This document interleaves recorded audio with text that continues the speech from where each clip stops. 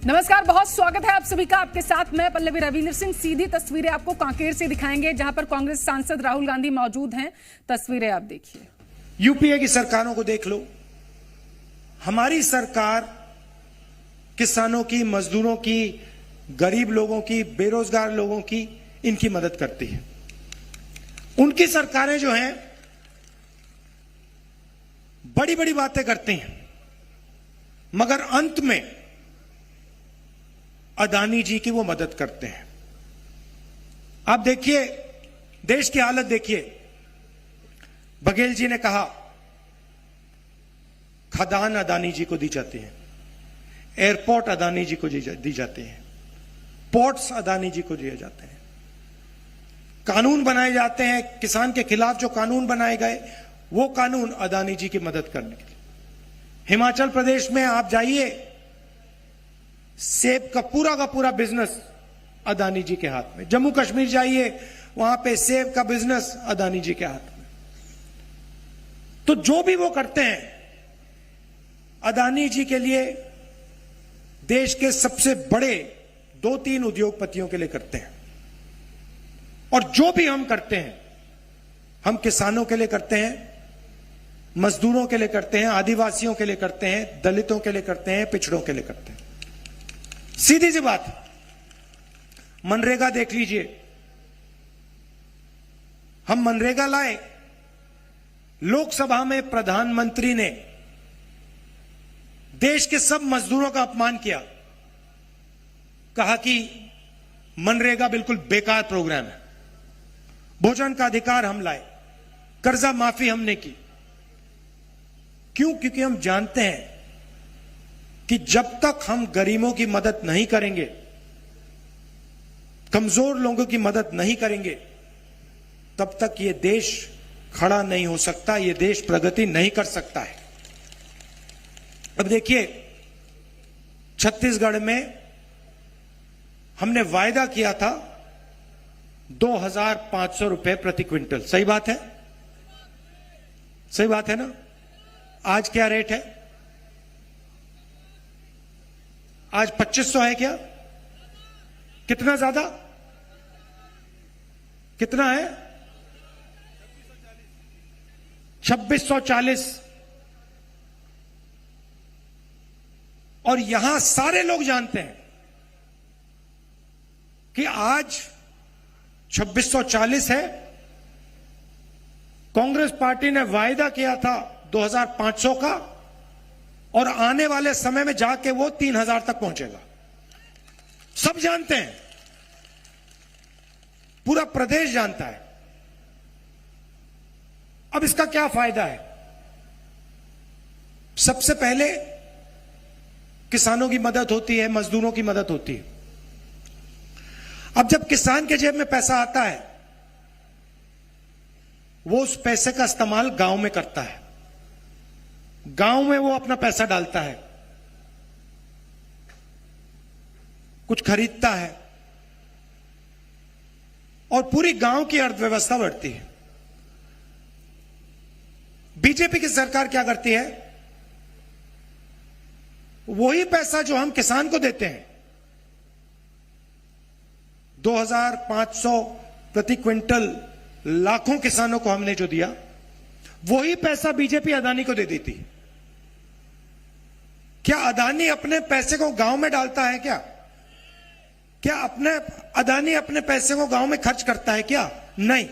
अदानी आपका पैसा उठा के विदेश में, लंदन में, अमेरिका में अपना पैसा खर्च करता है। बड़ा मकान खरीदता है, बड़ी बड़ी कंपनियां खरीदता है। तो हम जो काम करते हैं आपकी अर्थव्यवस्था को चलाने के लिए करते हैं, आपकी मदद करने के लिए करते हैं। बिजली बिल हमने हाफ क्यों किया? बिजली बिल हमने हाफ किया, आपके जेब में पैसा आया, वही पैसा जो आपने बचाया उसको आपने खर्च किया। कहां खर्च किया? गांव में खर्च किया, गांव की अर्थव्यवस्था बढ़ी। छोटे छोटे शहरों में खर्च किया, छोटे शहरों की अर्थव्यवस्था बढ़ी। तो ये हमारी सोच है। अब देखिए, बीजेपी ने एक नई चीज चलाई है। बीजेपी के लोग कहते हैं, नरेंद्र मोदी जी कहते हैं जहां भी जाते हैं कि हम पिछड़ों की सरकार चलाते हैं, हम ओबीसी की सरकार चलाते हैं।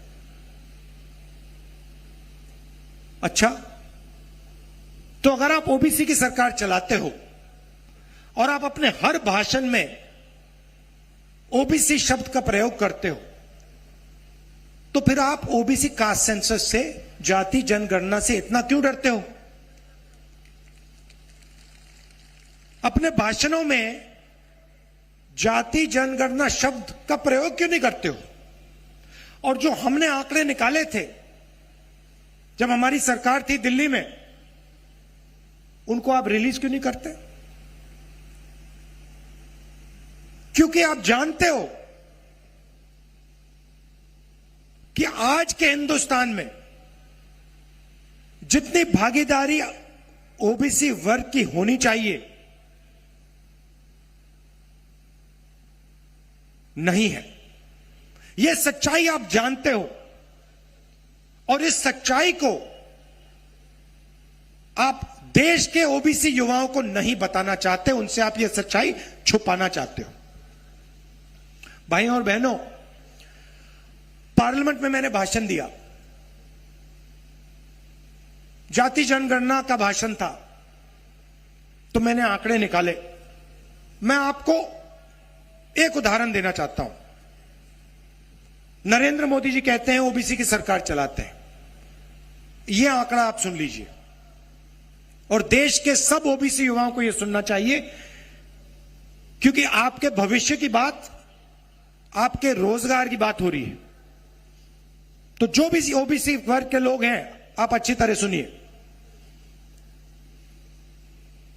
मैंने ये पार्लियामेंट में सवाल पूछा था, आंकड़ा रखा था, बीजेपी के लोग चुप हो गए, एक शब्द नहीं बोल पाए। वही लोग जो ओबीसी की सरकार चलाते हैं। भाइयों और बहनों, हिंदुस्तान की सरकार को 90 अफसर चलाते हैं।